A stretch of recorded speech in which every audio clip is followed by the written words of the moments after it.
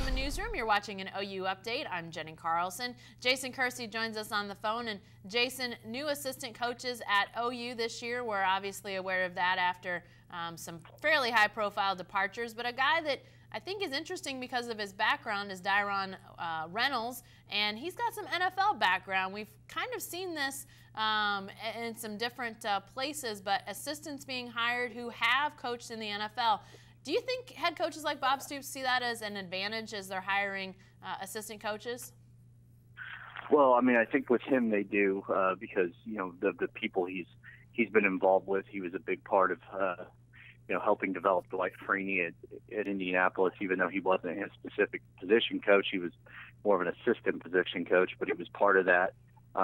He coached with the Vikings under Leslie Frazier, who's known as a really good defensive mind, and he was with the Dolphins for a year. So he has over a decade of NFL experience. I think that really not only I think they not only see that as potentially helping to develop the talent on campus now, but also being very appealing to recruits. Yeah, I was going to say there's sort of an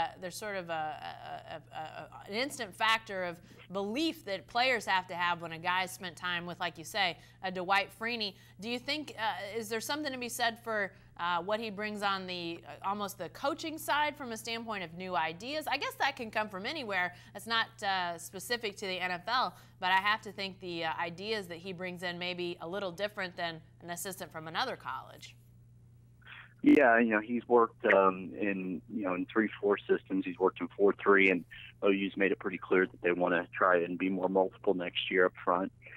So that certainly helps in that regard. And yeah, I mean, he's been around the country, worked with a lot of bright minds. He certainly brings a lot of ideas. He worked with Tony Dungy, he's worked with Jim Caldwell, and like I said, Leslie Frazier. So he's sort of been around.